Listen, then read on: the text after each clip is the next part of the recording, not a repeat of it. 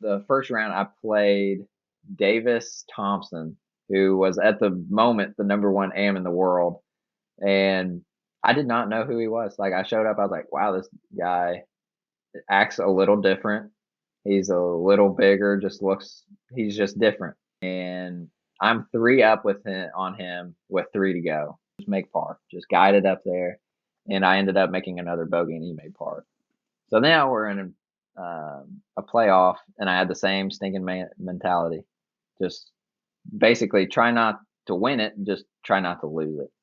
And I ended up losing on the first playoff hole. So he won four straight holes. And that was the most I've ever learned in a golf tournament, I think.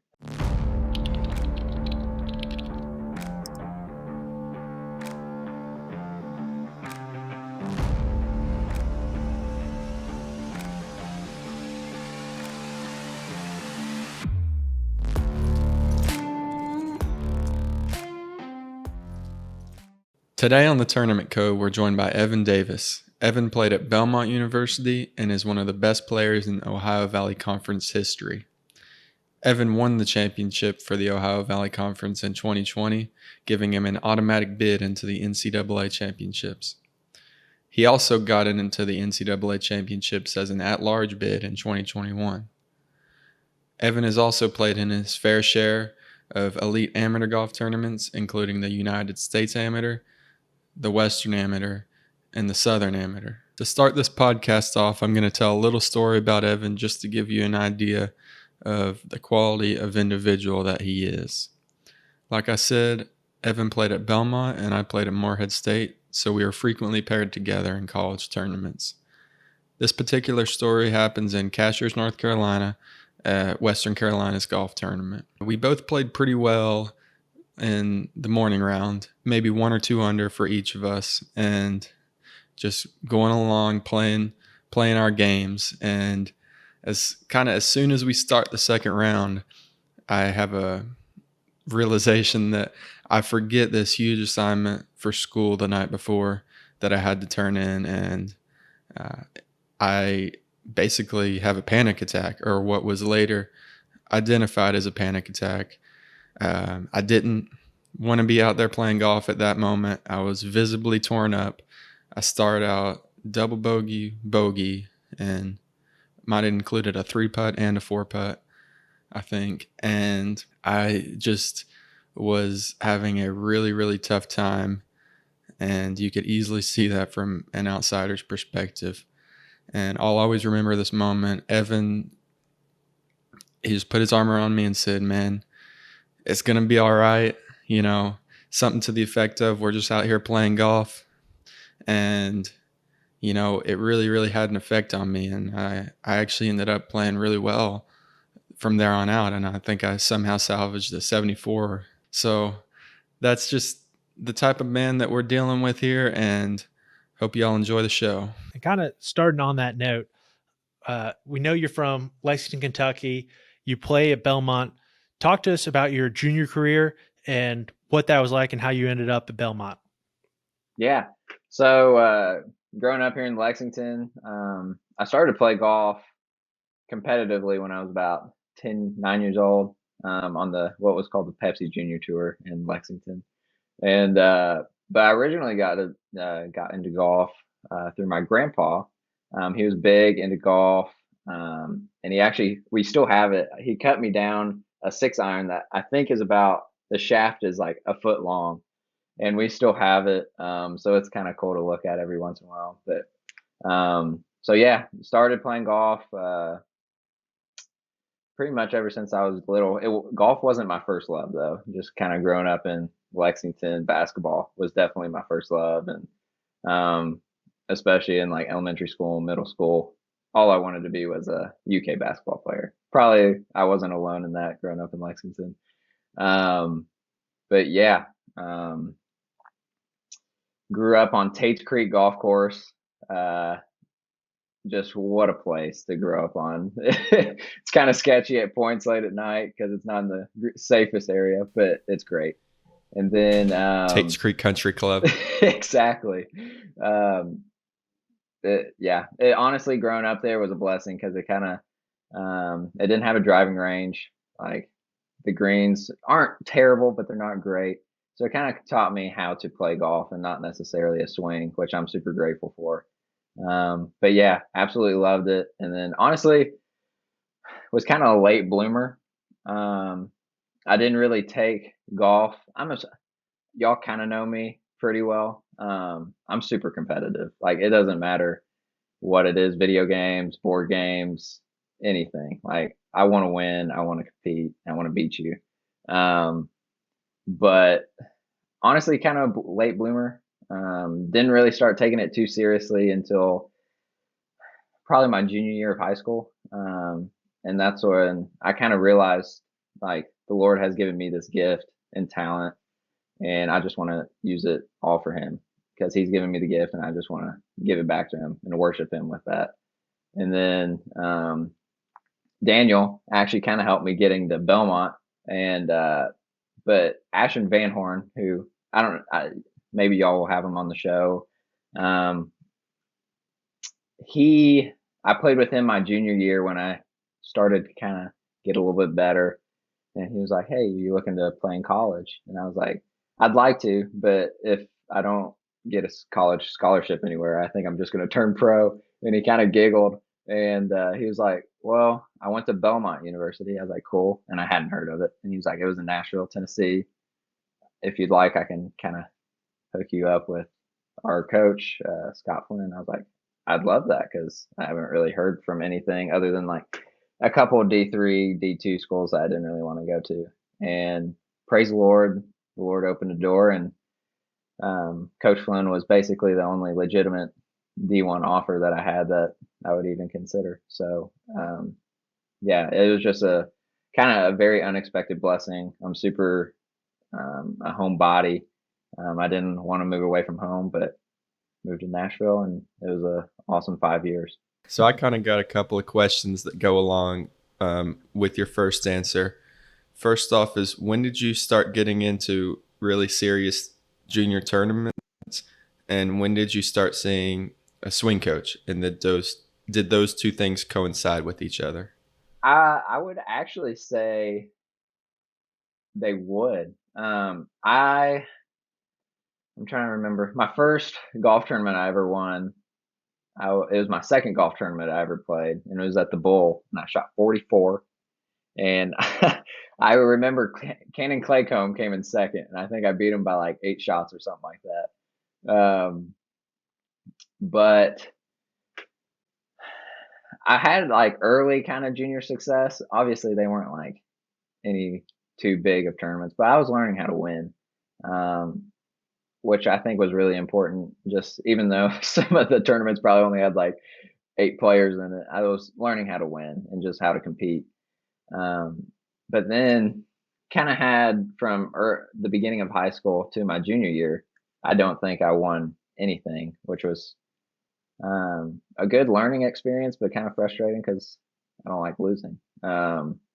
But I started to, whenever I started taking serious over my junior year winter, and my dad was like, "I think we need to find yourself a swing coach." I was like, "Sure." And the first person I went to was Larry Ward, and he scared the crap out of me. Like, I hope he listens to this, but I went there. I still remember it like it was yesterday.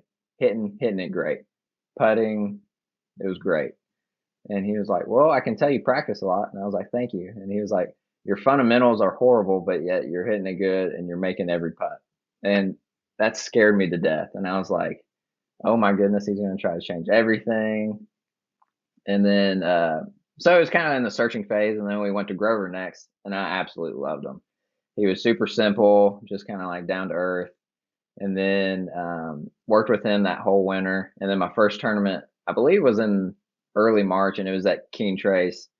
And I won the first tournament that I worked with him, and just worked really hard over that off season. And I made like a 20-foot putt on hole number 18, and it was just awesome.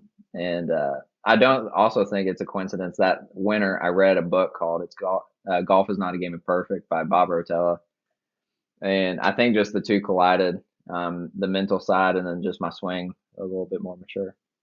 So Evan, you said you started work with Grover. You were concerned because you really have this athleticism. For people that don't know you, you're 5'9", I think 150, 160, something like that. I'm actually 139.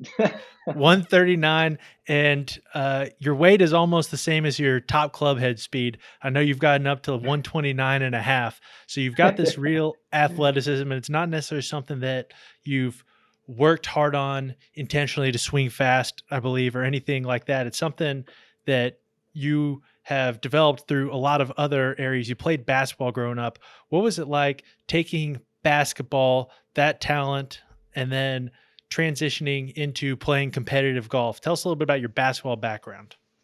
So basketball, I started playing ever since I was little. Just like, even if it was like a little hoop that you put on the back of your door, just playing with buddies around the neighborhood or whatever. But so I played basketball for my middle school. I was a fourth grader, and I made it on the fifth grade team in middle school for LCA, Lexington Christian Academy. And that's kind of where I started. Obviously, I'm not the biggest, most intimidating dude. The ball was way bigger than I was, so kind of shot from the hip for a long time. But just, man, basketball was just awesome. I absolutely loved it. That's one thing I do miss from the golf side. It's all individual. It's all on you. If you're having a bad day, well, you just got to pick yourself up. And I love that. But then the nice thing about basketball is if you have a bad day, just keep dishing it to somebody else until they start making the shots. But just anything competing, because I grew up playing football until obviously I got too small and was getting absolutely beat up. Love baseball. Yeah, but the basketball side, I just love competing. And it was honestly, whenever there was somebody bigger, I always played my best when the competition was the best. And I think basketball helped me with golf because the bigger the tournament, usually the more focused I am and the better I play, which obviously I need to get better at playing best in smaller tournaments too. But yeah. That makes sense. And jumping back to where we were talking about your swing instructor, Grover Justice, played at UK, played professionally. Tell us what that was like starting to work with him as far as not just the swing and the mechanics, because I've looked back at some of your old swing videos.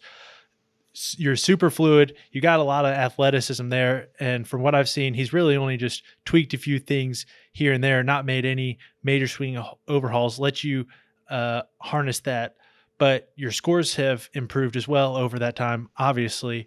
What's it been like working not just with him on swing, but also as far as the playing aspect?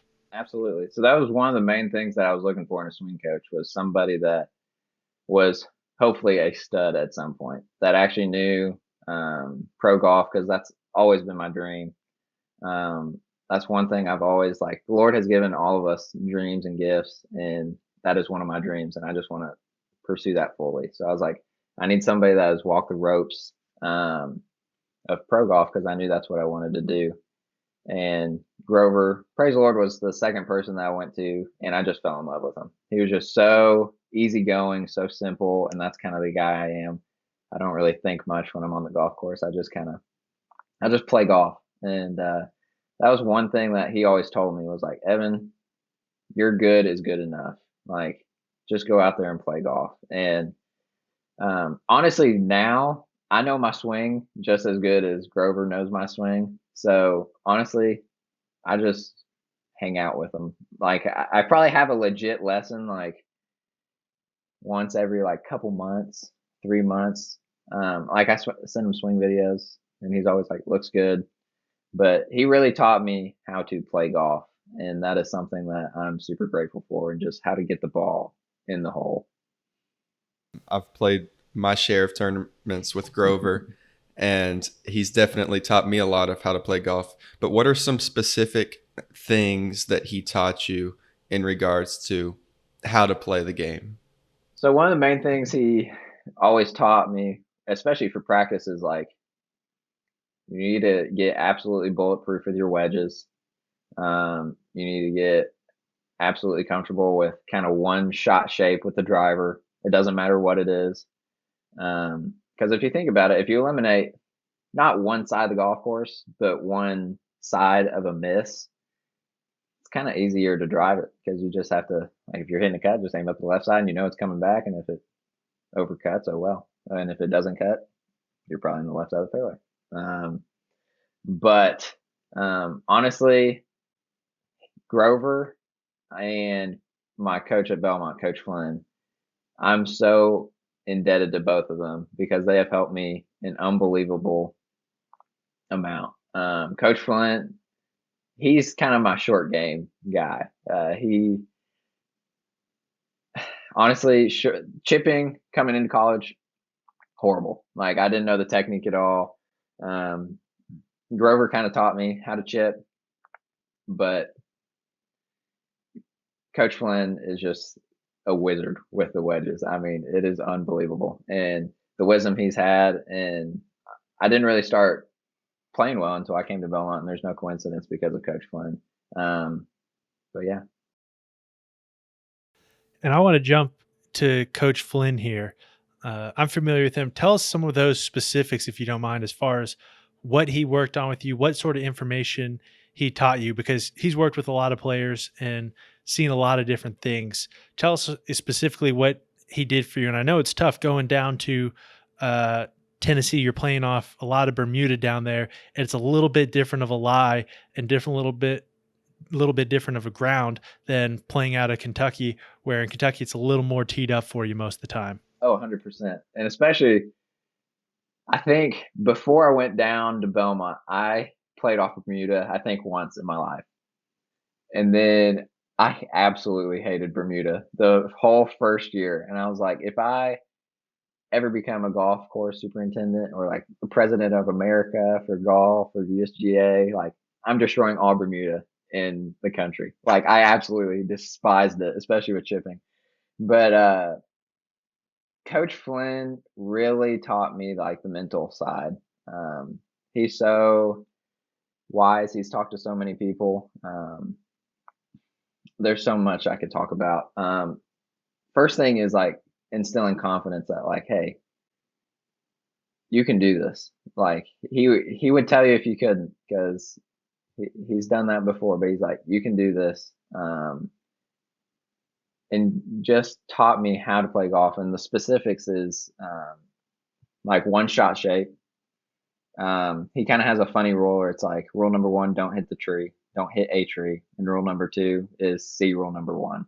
It's just like, I'm kind of an aggressive golf player just by nature. Like I kind of like going for the hero shots sometimes. And he's kind of like taught me like, hey, that's great, but sometimes that kills you. Like that hurts your golf game, that kills your strokes. Like, but keeping it simple, honestly, because sometimes I overcomplicate it, even though I am a simple guy. But yeah, he's been absolutely incredible, especially with the mental side and just like staying in the present. I know that's always cliche, and you always hear PGA Tour players after they win, "Oh, I just stay in the present this week," and it's like, no, that's actually like what they did. They kind of forget the past and look forward to the future, but the future is only the next shot ahead. That's beautiful. And speaking of coaching, as you said, you started work with Grover. You started taking the game a little more seriously when you're playing in tournaments. And in spring 2015, looks like you're about averaging high 70s. That's about when you started taking it a little more seriously. Spring 2017, averaging mid 70s with a third at the U.S. Junior Am qualifier and a top 20 at an AJGA. And then spring 2017, you're starting to average low 70s and with a fourth at the Kentucky Junior Am. And there's always a solid field at that event, but there was a very solid field there that year. Those are some large jumps to be making golf wise. You said it was in part due to practicing. You worked on making your wedges bulletproof. What else were you working on out there? What helped you get that edge, not just through practice, but taking that from the practice area to the course? Honestly, this could be a long story, so I'll try to make it short. This was, I believe it was Take your Bubba. time. Okay, cool. I believe it was Bubba Watson's first or second Masters, which I think was in 2015. I think that is correct. But um, this is when I was like, I really love golf. Like, this is what I want to do. And I remember him walking up 18. He was basically already going to win. He was already being Bubba and crying or whatever. And I remember like not like the Lord give me like an audible voice, but just like, this is my plan for you. Like, I remember that so vividly, and I was like, Lord, I'm going to work so hard for this. And honestly, from that point, and kind of what you're telling the numbers, which I think is funny, you have all those numbers. It's awesome. Honestly, just working really hard. And like I said earlier, I read Bob Rotello's book, Golf is Not a Game of Perfect. And it's just so stinking simple, and we make it so complicated. It's literally like work. There's a part in the book where he's talking about practice, but he's like, on the range, 70% of your practice should be 140 yards and in, and 20% of your practice should be drivers, and the other 10%, well, it matters, but it's not the most important. Like, if you have your wedges good and your driver good, the rest will more than likely just fluidly fit together. So that's when I started working hard. I mean, in the winter, my dad would drive me kind of, even if it was snowy, drive me to the back of Keene, and I'd hit in the back shed for an hour or so, even if it was snowy. And then my senior year, I actually took a, I forget exactly what they call it, but it was basically like a work mutual thing with my school. And I made my work session with Grover. I didn't really do much in the way of work. I just worked on my golf game. And I got an extra like 2 hours of practice every day. And basically just showed up at Grover's at like 1:30. I would ask if he needed anything. He's like, "No, you're good. Just go practice." So I'd go practice, and That's a pretty good setup. yeah. I wish Lexington Catholic had something like that. I would have definitely taken advantage. But you mentioned that the majority of your practice is with your driver and your wedges. Dive a little bit deeper into what specifically you do to practice your driver, and then what specifically you do to practice your wedges, whether that be on the range or on the course or Absolutely. both. So I'll start with on the range. Wedges, basically, I don't really like to curve my wedges at all. I just aim wherever I want them to go and just try to hit it dead straight. So basically, all I have to work on is trajectory and distance control. So basically, I have for every wedge, I have 3 swings that I have that go about 10 to 5 yards different. And then basically, I just work off of those. And then we have a nice area in the back of Keene, and they have like metal targets out there. So I just try to absolutely beat those up. And then with driver, I have not tried to hit a draw with a driver in probably 4 years. So basically, I'm just trying to hit the tiniest like 5 yard cut, and then I try to absolutely destroy and just hit bombs with driver on the range and try to control the face and still try to hit a tiny little cut. And that's basically all I do. I like playing more than I do practicing. I love practicing, but if I had the choice, I'd much rather go play 36 in a day. So most of the time, whenever I'm on the course, and Lord willing, there's not 200 people at Keene, I go out on the course and just drop a few balls, try to cut wedges or cut irons into the right pins, try to draw some into the left pins, and just try to play golf. Just hit golf shots and use my imagination. And then in tournaments, just keep it simple, keep the ball in between the middle of the green and the pin, and roll a few putts in every once in a while. So Yeah, you kind of answered my next question there at the end a little bit. But when you're on the course, do you like to play, games with friends or a money game? I know you've been involved in some of our money games, or do you like to just, like you said, drop a few balls and get some good work in that way? I love, like I've said earlier, I love competing. It doesn't matter if it's for no dollars at all, $1, or it's a big money game where it's $50. It does not matter to me.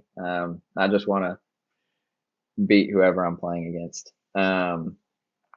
But honestly, whenever I practice, I like being by myself. I don't really like having anybody else. Like if somebody's around, like I'm not upset, but I prefer being by myself and just focusing on my craft, and just not having any distractions. Um, but yeah, I prefer probably practicing more on the course than I do, like on a range or on a chipping green. Although the new area in Keene will be sick, so I am excited to do that. But yeah, I prefer. That's why I kind of like practicing more in the early mornings or late at night, um, just because it's just you and the Lord, and that's about it. Very cool. Talking about that jump from junior golf to college, had a question regarding how you made that jump because you come in 2017, stroke average is 76.2. College is a little tougher, obviously. So you get there, but you're playing and finishing near middle of the pack, and then all of a sudden the spring comes around. You almost win the Ryman, and you T5 for the OVC Championship. Was there a jump there, or what was it like getting comfortable in that environment? There was a massive jump. Um, so coming in to Belmont, I had a conversation with Ashton Van Horn, and he was like, because I was kind of nervous. I was like, "Did you get to travel on every tournament?" Because I was like, "I want to play. Like, I don't want to go somewhere and never play because I love playing." And he's like, "Dude, what the team they got this upcoming year, you'll be just fine. Like, you won't have a problem qualifying at all." I hope none of them get offended if they listen to this podcast, but Ashton's honest, that's for sure. yeah. And I did not qualify for the first tournament.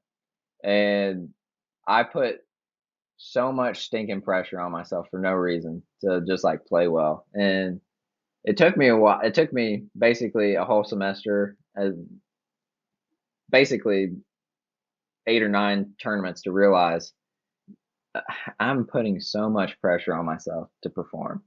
And I realize I'm really good when there's like outside pressure to perform, but like when it's coming from me, it's not good. So basically, I missed the first tournament, but then praise the Lord, qualified for every other tournament ever that I had at Belmont. So that was awesome. Um, but didn't qualify for the first one, which was in West Virginia. And then my first tournament ever was at Colonial in Memphis. And it was the hottest golf tournament ever. And I don't even know if I broke 80, honestly. Like, it was so bad. And I was just so nervous, and just like one bad shot, I'd get so mad and just be like, "You're throwing shots away, man." Like, um, and basically did that for a whole semester. I don't even know if I broke par, honestly. I don't know if you have stats on that, but uh, and then I was putting horribly, and my teammates will make fun of me for this. We had qualifying one time in the spring, and I shot 72 or 73. It was 73 at a course called Hermitage in Nashville, and I had 43 putts. Like, I was putting atrociously. I hit every green. Like, I was a ball striking show, but I like 3 putted basically just about every hole. Like, it was horrible. And Coach Flynn was talking to me about, like, your shoulders are so stinking open. Like, your shoulders are 50 degrees open. And I'm like, no, they're not. Like, they're fine. And I was like, being the freshman I was and thought I knew everything. And he finally convinced me to like square up my shoulders. And I actually went left hand low. And ever since then, it's been awesome with the putter. I went left hand low the tournament right before the Ryman. And I actually 3-putted my first hole ever going left-hand low in a tournament. And I was just like, it's okay. And that was the first hole of my entire freshman year that I was like, it's okay. Like, you're not perfect. You're going to make mistakes. Just do your best and just play every hole, play every shot for the Lord. And it was the best tournament I've had in over a year since going to college. And I actually, um, I think I was in like second or third, just like a couple shots back after like 53 holes. And my last hole, it's a short par four. The greens are just like perfect. They're probably rolling like 11. Um, and there's a front pin and there's water in front of the green on 18. And I hit a perfect little shot and it lands like 5 feet behind the pin and spins off into the water. And then I do it a second time a little bit closer. So I actually ended up making like triple or quad on my very last hole, but I could care less. I was like, I finally had my first top 10 in a golf tournament and I understand how to play golf a little bit better. And that was actually how I got enough points to get a world amateur ranking, I guess. And Dawson Armstrong, I think, won it. But it was just really cool just to be like, I can do this. And I figured out kind of the mental side of like what's best for me. You talked about switching to left-hand low with the putter. Did you have any equipment changes, or have you stuck with the same putter all the way through college? So I think my junior year of high school, I switched to a Scotty Cameron X5 when they first came out. Future X5. And then I used that all the way till my sophomore year, I believe. And then I switched to a Newport 2 Blade, I think the summer in between my freshman and sophomore year of college. And I absolutely love that thing. And then I switched to the new Scotty Cameron X5 with the little slant neck, like the Justin Thomas putter, my senior year of college. So I used the Futura for about 3 years and then used the Newport for about 3 years. And I've been using this one for about a year and a half. So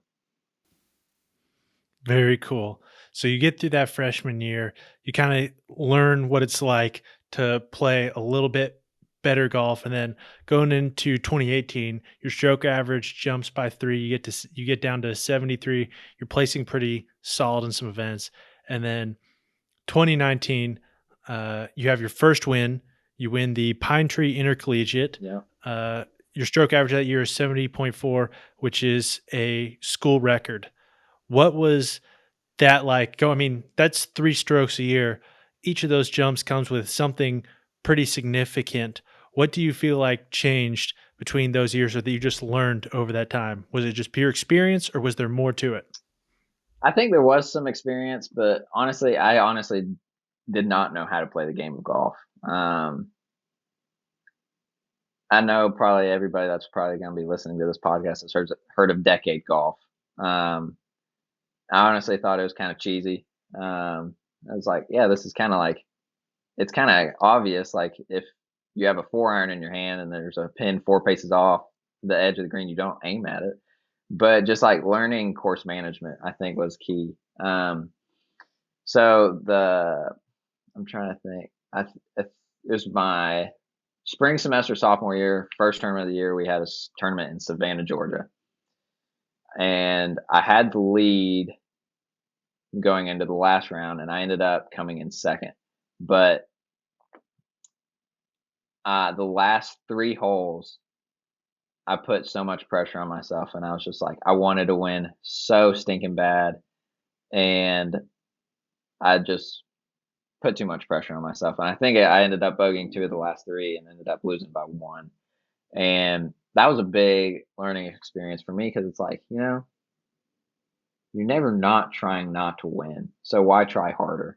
So basically, it's just like, I know I'm going to try to win. That's not like I'm not trying to. So that also just like that mentality of just like not caring like I care obviously, but just care less. Um, like be fully committed to hitting good shots, but being fully accepting to hitting bad shots. And that's kind of how I played golf. That's kind of how I play golf now. Is like, I'm going to make an aggressive swing, and just if it doesn't work out, so be it. And another thing that happened during that time when especially the three, it was a 73 scoring average to 70 my 2019 year.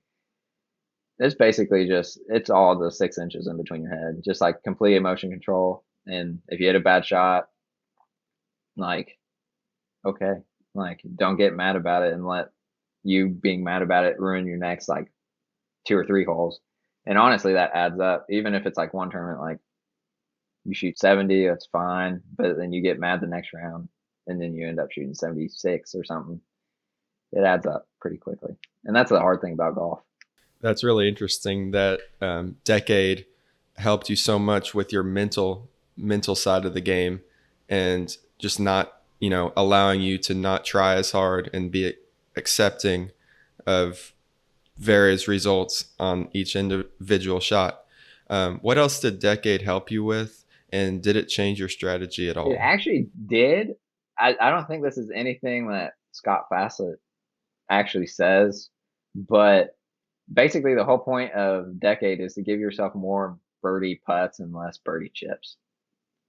And so basically it's like, if I give myself more birdie putts, I will score better because I'm good with my putter, and I will get a 2-putt more likely than I will get up and down with a chip. So basically it's just like, just try to hit the middle of the green to where the flag is and just get in between there the whole time, and you'll be okay. I've never heard it phrased that way, but It's so real though. it's pretty commonsensical. Yeah, it is. It's basic. I don't think he ever says that, like, but that's basically all Decade is, and all course management should be. It's just like, give yourself more birdie putts and less birdie chips. So Also, I was wondering, do you hit more drivers now after using Decade? I know I would consider your driver the strength of your game. You're pretty much 320 down the middle just about every time. So I'm curious to see if that tee shot strategy changed any. I honestly, I don't think so. Because I know the driver's a strength in my game, so I try to keep that puppy in my hand whenever I can. But obviously, because going into college, I think my club head speed was like 114, and I think I weighed 120 pounds. And then I gained, ever since then, I think I'm like, my normal club head speed's around like low 121 ish, 122 ish. And I think I just try to keep the driver in my hand as much as possible. I never really hit 3-wood off the tee much, because I have a 3-iron that I can make it run just as long as a 3-wood. So, and I'm more accurate with it. So That makes sense. Finally, going to your last few years at Belmont, you had stroke average of 70.19, win the OVC Championship, break your own school record that you set. What was that like? What did that feel like? And after completing it, looking back, was it as rewarding as you thought something like that might be? yeah. This was in 2019 when I won my first college golf tournament. It was kind of funny because I've been like dreaming about it. I was like, I want to win. I want to have a trophy. And whenever I won it, I was like, is this really it? Like, honestly, no, even my teammates, they don't really care. And it's just like, because I remember like I walked off the green and I was hoping like my teammates would kind of like dogpile me or like throw water on me or something. And they were just like, hey, good job. Like, congrats. And I was just like signing my scorecard. I was like, honestly, I was like, Lord, I'm so sorry. I've put this on a pedestal, because like it did not fulfill what I thought it was going to fulfill. And it was kind of a letdown, but it was good. It was kind of humbling because it's like, like, great job, you won, because that's what you always like try to do. Like that's what your goal always is in a tournament. But it's like honestly, nobody really cares. Um, and it was humbling in that moment because it's like, it's at the end of the day, it's just you and the Lord, at least for me. Um, but definitely, it was really cool to break my record twice. And um, I think it's an OVC record too. I don't know that for certain because they don't have that like as a on their record books or whatever. But I think that's an OVC record too, which is cool to be a conference leader in something.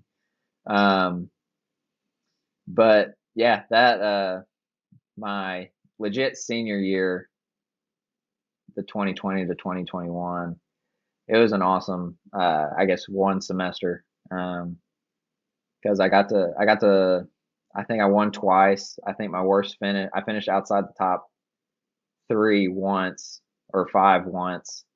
So basically every tournament I showed up to I believed I could win and almost did and got to play in the NCAA regions for the first time. And I actually played with James Pyatt and Chris Gotterup in one round. And James Pyatt went on to win the USAM that summer. And that was honestly encouraging for me too, because it was like I hung with him and honestly, like I hit the ball farther than him, but it's like, I can compete at the highest level. So that was encouraging.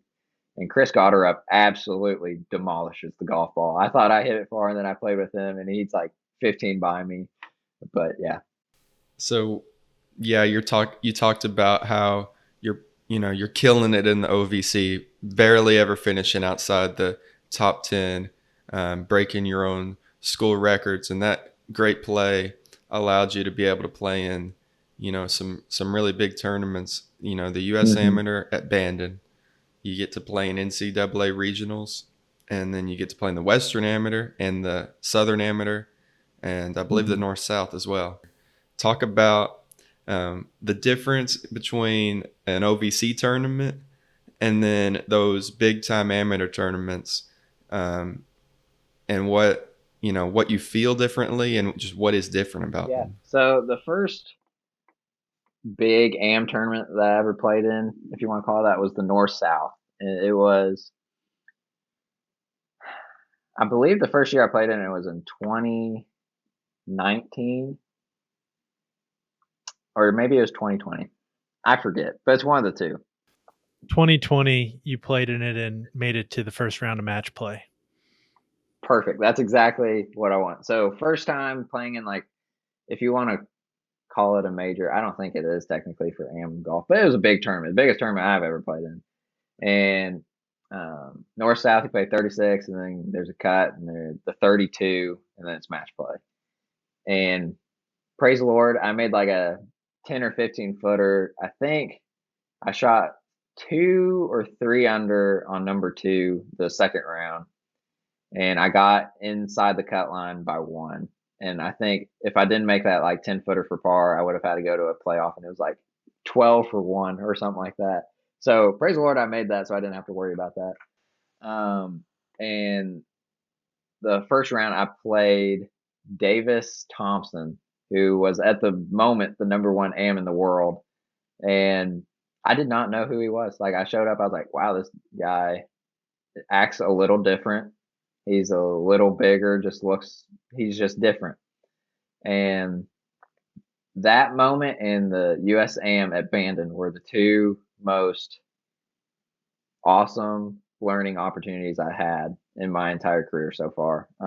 So the North-South first round played in the match play, I played Davis Thompson, and I'm 3 up with him with 3 to go.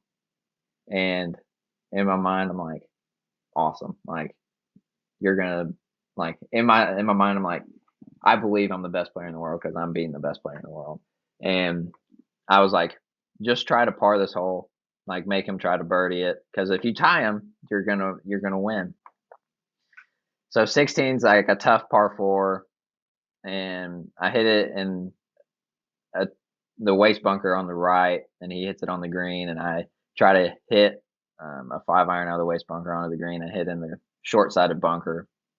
He makes par. No, I'm sorry. He rolls in the birdie, so I pick it up. So it's like, just hit the ball in the middle of the green on this hole, make them make birdie, you'll be fine. And I just try to guide a 7-iron, pull it short sided. He makes par or whatever. So now I'm only one up with one to go, and I had the same mentality, just make par, just guide it up there, and I ended up making another bogey, and he made par. So now we're in a playoff, and I had the same stinking mentality, just basically try not to win it, just try not to lose it. And I ended up losing on the first playoff hole. So he won 4 straight holes, and that was the most I've ever learned in a golf tournament, I think, up to so far in my career, because there was no reason I needed to change my mentality from the first 14, 15 holes of the round. Because I think I was like 4 under maybe on number 2, which is great, through like 15 holes. And basically, I was just like, I was playing not to lose. And then that's when I kind of started to learn how to win after that, and that's one thing, like, if you don't win in a golf tournament, you learn. And then obviously I didn't win that day, but it was like I got so much better because of it. And then later that summer, I also had the privilege of playing at Bandon for the USAM, and another kind of similar instance and experience that I had to learn, because I believe I was the first group out for like the whole tournament for the first round. I'm so stinking nervous, but I'm so stinking excited. And I was actually 3 under through 4, just cruising. And I think I ended up shooting like 3 under or 2 under on the front. And I was like, great. And on number 10, I hooked my drive left, and I never hit it left. And basically, I was just kind of uncommitted about the sight line or whatever. And I got so stinking mad. Like, my dad was caddying for me, and I feel so bad that he was on that day. But I got so mad. So I was 3 under through 4, and on the back 9, I think I shot like 48 or something. And I ended up shooting like 78 or 9. And it was something like 45, 46, or something bad on the back. So I basically went from playing some of the best golf I've ever played to, with one swing, ended up shooting like one of the worst 9s I've had. And that was also a big learning experience, because it's like, man, this is like the USAM, and I just put too much pressure on myself again. But then the next day, I played Bandon Dunes, and I did not putt very well, but I ended up shooting like 70 or something like that. And I actually played with James Pyatt then, so that was the first time I got to play with him. And he was second in like the stroke play part. So I actually learned a lot just watching him, because I felt like I hit the ball just as good or better than him and putted just as good or better. But yet he was 9 under and I was like 5 over or something like that. So yeah, those two, sorry, that was a long story, but those two experiences were the most probably pivotal points in my college career. Those are good experiences to be able to pull on to when you play in more events. I know you're going to do Q School here in the fall, but playing with guys like Pyatt, Gotterup, etc., when you play against them, you see that they're human too. They're just like you, but in the same way, there's some things about them that feel a little different, as you said. Like somehow you felt like you were hitting the ball better than him, but he got the ball in the hole in fewer strokes.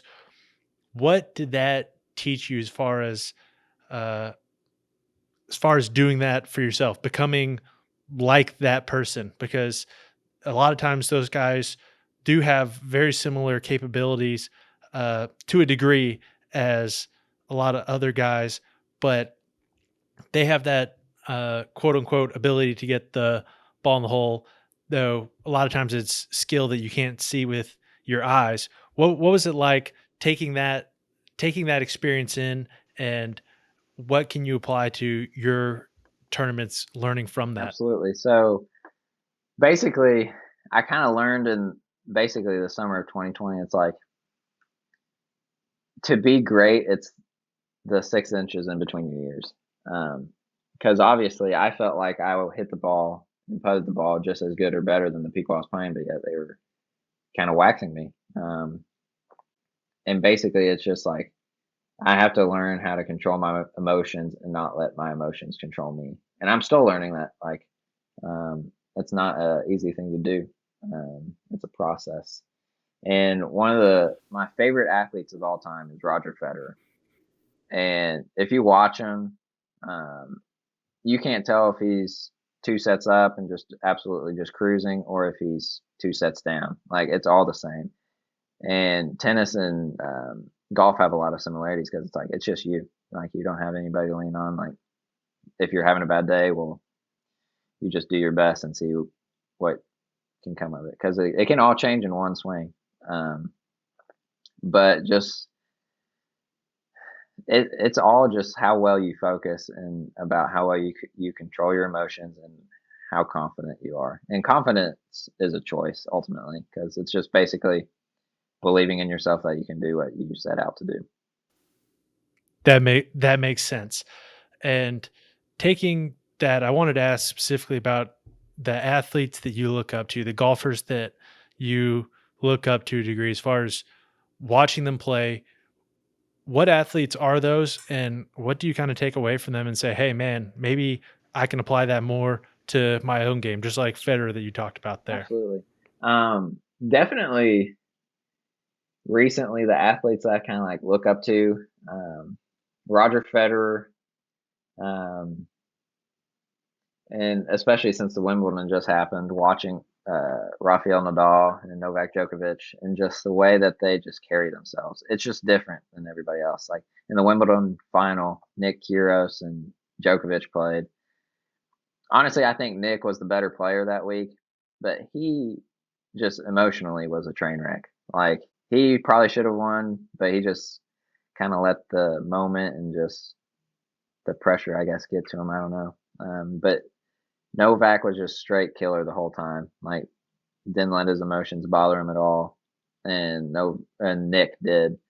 But recently for golf stuff, like, I don't think there's two better players to look at than Cam Smith and Scotty Scheffler. I know that they're just having a great year, but both of them, like Scotty Scheffler, his swing different, uh, but man, he just is a fierce competitor, and he's also like an awesome Christian dude. So I look up to him because of that, because it's like that's my dream. What he's doing is just like playing golf and just spreading Jesus and loving people while doing it. And I think that's just awesome. And Cam Smith, man, he's just a stud.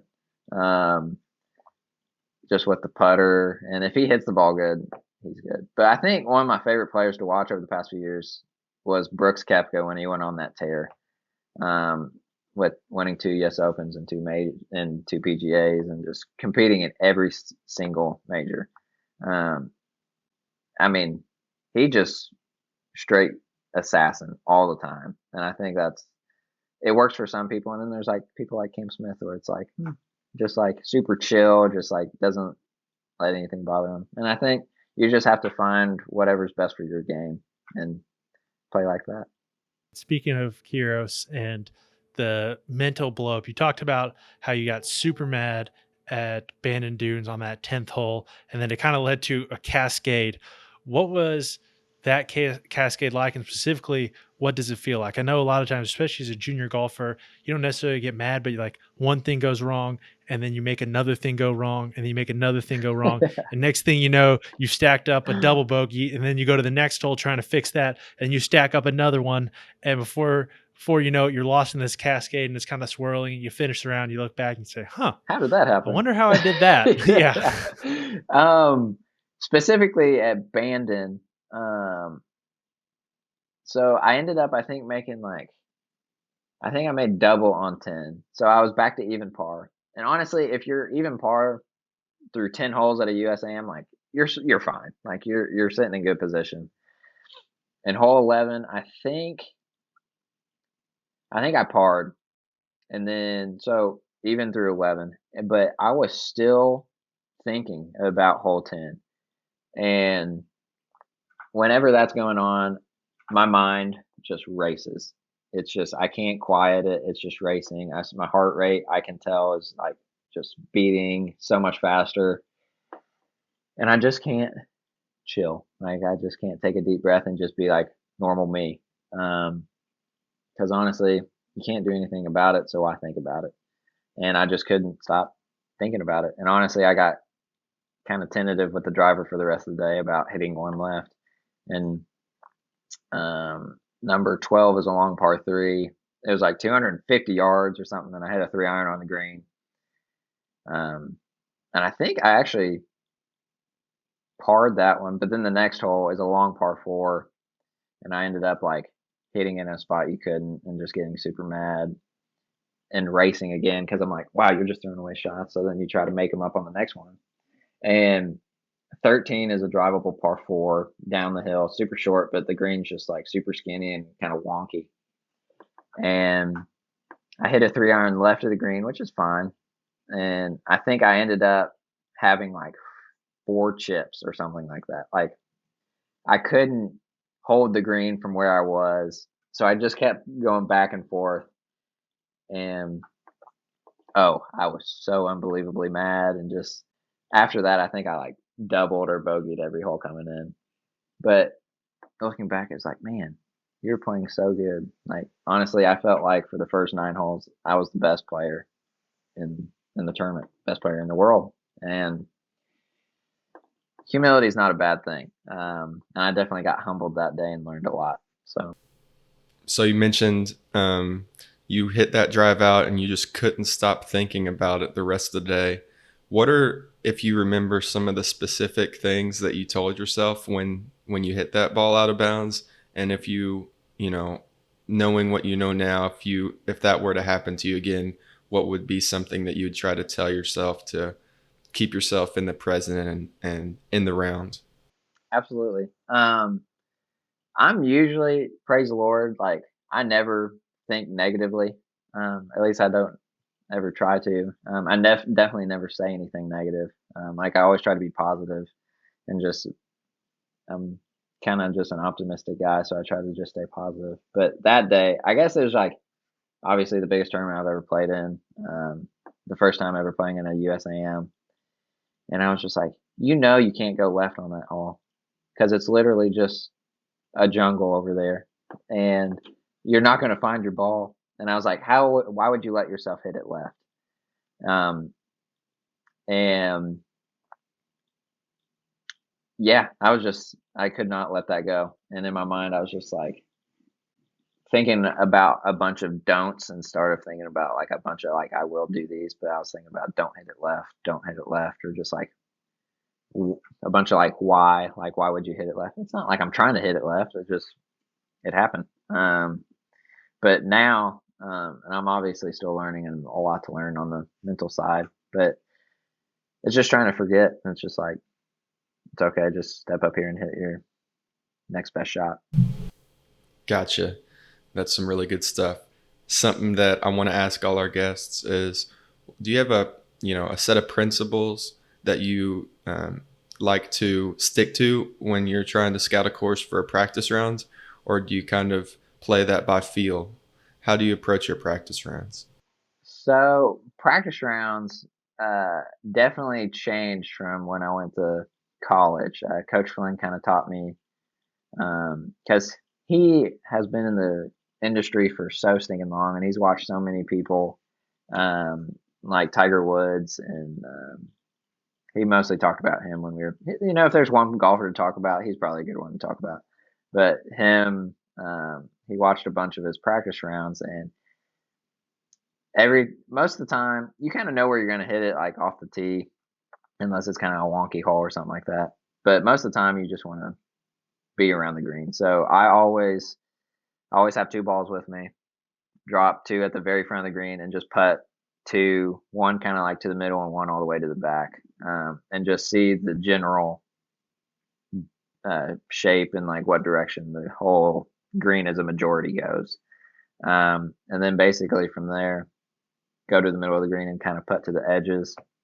If I know where the green, like where the pins are, I'll go putt a few from to those pins, like around the hole. But yeah, and basically they're just, if I know there is a good miss, I'll go chip a few from there because that's where I would want to miss it. But yeah, I try to keep practice rounds pretty simple and just hit golf shots, tee to green, and then when I get on the green, just kind of do my little homework. I love that part where you say you get to the front of the green, you put one to the middle and one to the back. Did you kind of come up with that on your own, or did somebody tell you to do that? So Coach Flynn actually told me to do that. He tells us all to do that, but some of the guys on the team don't necessarily do that. But he said that's what Tiger Woods did, and he's a good one to follow. But basically, I do that just to, one, it kind of helps because theoretically, the front of the green is if you need to like punch out or something, that's usually the safest spot to be, is the front of the green. So it's always helpful to get a majority view, or an oversizing view of how the green slopes. So if you just, I always roll a few down the middle just to know if the green's a little bit more right to left than it looks, or left to right. And yeah, just keep it simple. Tiger is a good one to follow. And as part of that, I don't know if you knew, how did Scott Flynn like get to see so much of Tiger in those practice rounds, etc.? So who knows exactly what all Scott Flynn has actually done in his life. But at one point he worked in LA and was like, I don't even know 100% of what he did, but I think he worked at Los Angeles Country Club and was like a swing instructor for a lot of guys that went to like UCLA and UNLV and stuff like that. But he was in Southern California whenever Tiger was growing up, so he got to watch him like play in like junior tournaments a few times, and then obviously growing up, he was in, I don't really know what the company was called, but I know he ran a bunch of the PGA Tour events that were on the West Coast kind of side, and he just got to watch him with that. And he used to run a business that Jack Nicklaus, I think, owned. I could be wrong, but I think Jack Nicklaus owned. Either way, Jack Nicklaus was a part of the company, and he got to pick his brain a bunch with him. And he's just so full of golf wisdom, and he's been one of the biggest blessings of my life. And he's just kind of like another father figure, grandpa in my life. So it's awesome. He has a lot of experience and a lot of knowledge, and there's not a doubt about that. I got two more questions for you. One of them's our last question we always wrap with, but what is the best shot you've hit at a tournament? And as part of that, what's the best feeling that you've had as a team at a tournament? The best shot I've ever hit in a tournament. I think two shots come to mind. One was at the OVC Championships, not this past year, but the year before. Um, the I was down two with two to go, and 17 is a par five that is reachable, but you have to carry water, and 18 is a par three, and it's a really tough par three. And 17, I hit a great drive, hit like a 4-iron onto the green and two putt and made birdie, and the other guy made par. And then the last hole, I just hit one of the best 8-irons I've ever hit in my life, and it was like 15 feet short of the pin, and I rolled in that birdie putt. And just those two shots back to back, and especially under that pressure moment, was definitely some of the best shots I've ever hit. Especially just with the moment, not necessarily the 8-iron to 15 feet, but it was just like I had to do it, so it was really awesome to do that. And then the best team moment I've ever had. I don't necessarily think it would be on the golf course. It's just spending quality time with them. Just the amount of funny stories that I have, just the amount of laughs, and just the van rides. That's one of the things I'm going to miss most about college golf is just the amount of times I've just cried because I'm laughing so hard is just those moments are the best, and those are some of the moments I thank the Lord most for, just because the amount of laughter and joy that I've had with them. So I get that completely. So the last question we ask all of our guests is: now you're older, wiser. If you could go back to yourself as a junior golfer, tell yourself just one thing, what would it be? I think the one thing I would say is two things. I think they kind of go together. One is you are what you believe about yourself.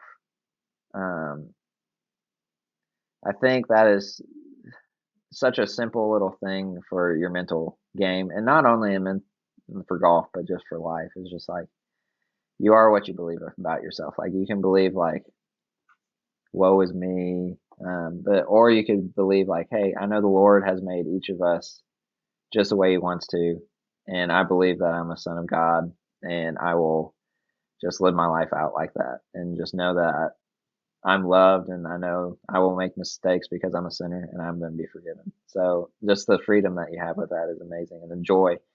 And I wish I had learned that a little bit earlier. And then the second thing is, um, I wish I knew earlier what hard work was, and what that actually looked like and what that actually means. Because as I've like grown up and like started to learn, especially like Kobe Bryant, he's probably like one of the hardest workers of all time. But I wish I knew what hard work looked like, because I think, especially like in high school, I thought hard work was I got to play golf for a few hours today, played 18. But no, hard work is like actually working on your fundamentals like until like you actually cannot mess them up. And then like one of my favorite Bible verses is Colossians 3:23, and it says, "Whatever you do, work willingly as for the Lord, as for working for the Lord and not for the world or man." And I think that's just a great verse just to have in your mind and your heart all the time. Is just working for the Lord, because that frees you up too. Because it's like, there's no pressure, because I know how the Lord sees me, and I'm loved no matter if I perform well or if I don't perform well. Like I'm loved just as much. Um, so I also wish I knew that a little bit earlier too, but I'm glad I know all those now. Those are good pieces of truth. So, if people want to reach you on social media, where else? How can they get in touch with you? So I'm actually not big on social media. I only have an Instagram, and I think I'm just Evan Davis too on Instagram. But if anybody listening to this has any questions or anything, I'd love to answer questions. I'm an open book. So Thanks for joining us today. Please do us a big favor and like and subscribe on YouTube, Spotify, and Apple Podcasts so we can help others learn how to play better tournament golf. You can find us online at thetournamentcode.com, on Instagram at thetournamentcode, and on Twitter at tournamentcode. As always, feel free to reach out to us at those places or email us at daniel@thetournamentcode.com and cooper@thetournamentcode.com. We hope you join us as we continue to dive deeper into what it takes to play elite tournament golf.